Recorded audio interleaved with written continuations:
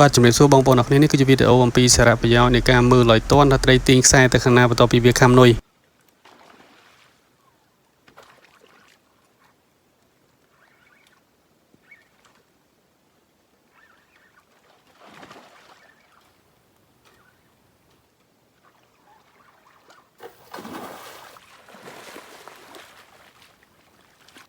វ៉ាហាហាហា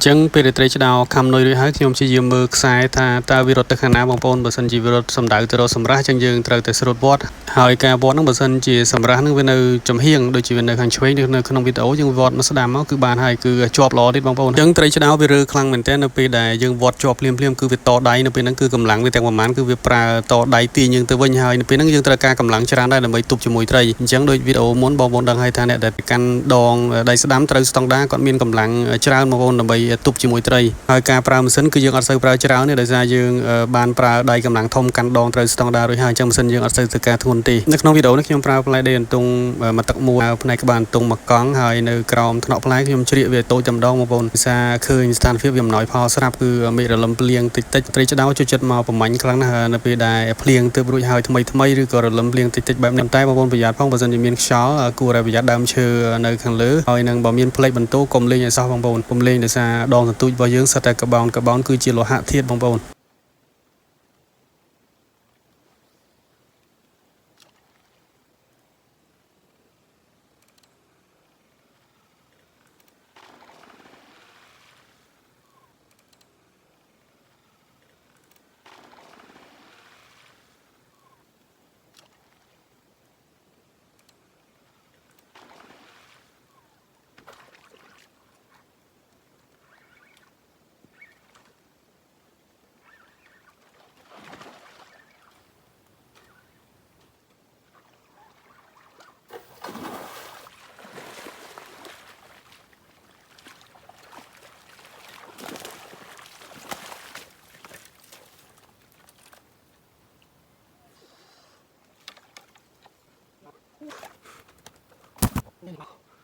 So big.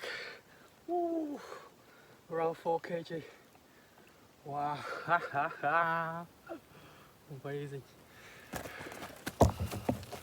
Nào đấy, nán. Mỗi phải 4 kg.